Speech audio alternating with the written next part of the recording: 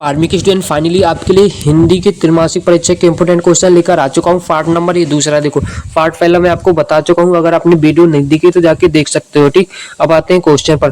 Question आपके 2 अंक के रहेंगे, व्याकरण के हैं। ठीक, 2 अंक के क्वेश्चन है, व्याकरण के हैं। पहला क्वेश्चन है स्थायी भाव और संचारी भाव में अंतर लिखिए। पहला क्वेश्चन है स्थायी भाव संचारी भाव में आपको अंतर लिखना है। ठीक, दूसरा क्वेश्चन है रस की परिभाषा देती हुई उसके भेद लिखिए। तीसरा क्वेश्चन है व्यतिरेक अलंकार की परिभाषा उदाहरण सहित लिखना है। चौथा क्वेश्चन है शूरता छंद की परिभाषा उदाहरण सहित लिखिए।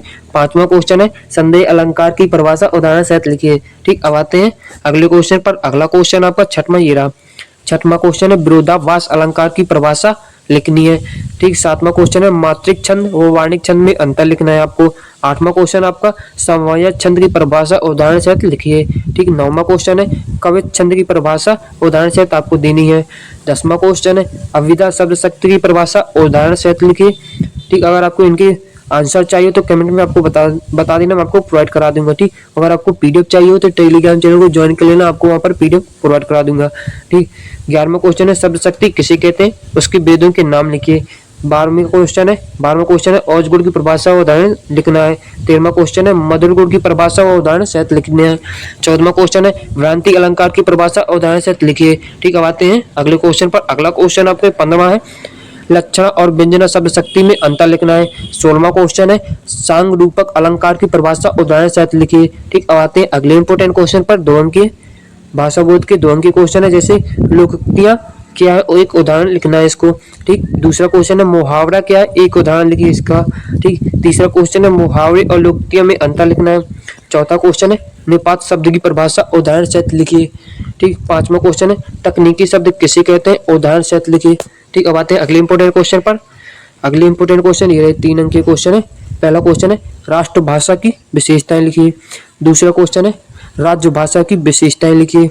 तीसरा क्वेश्चन है राष्ट्रभाषा और राजभाषा में अंतर लिखना है। ठीक, 3 अंक के क्वेश्चन है, एक पॉइंट याद कर लेना, इसकी परिभाषा सरल होती है तो याद कर लेना। ठीक, अब आते हैं चौथे क्वेश्चन पर। चौथा क्वेश्चन है आपका भाव फलन कीजिए। भाव फलन किसका करना है, सभी को अपने अपने नाम का विरोधाभास लेकर जीना पड़ता है। ठीक, मोस्ट इंपोर्टेंट क्वेश्चन है ये।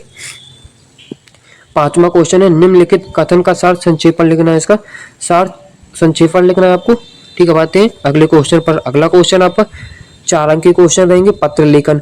आपको पत्र लेखन लिखना है। अपने मित्र को हायर सेकेंडरी परीक्षा में प्रथम श्रेणी में उत्तीर्ण होने पर बधाई पत्र लिखिए। ठीक, दूसरा क्वेश्चन है अपने मित्र को विद्यालय की वार्षिक पत्रिका में रचना के प्रकाशन की बधाई देते हुए पत्र लिखना है।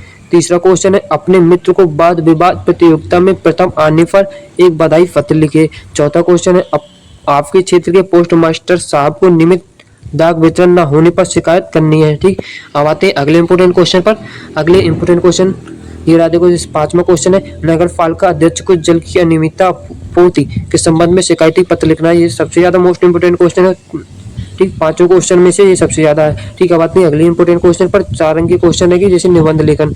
पहला है विद्यार्थी और अनुशासन, दूसरा है प्रदूषण, तीसरा है कंप्यूटर की उपयोगिता, चौथा क्वेश्चन है नारी शिक्षा का महत्व। अगर वीडियो पसंद आई हो तो लाइक कर देना, चैनल पर नए तो सब्सक्राइब कर लेना। अब मिलते हैं अगली वीडियो में, तब तक के लिए ऑल द बेस्ट। अगर आपको पीडीएफ चाहिए तो टेलीग्राम चैनल को ज्वाइन भी कर लेना। ठीक।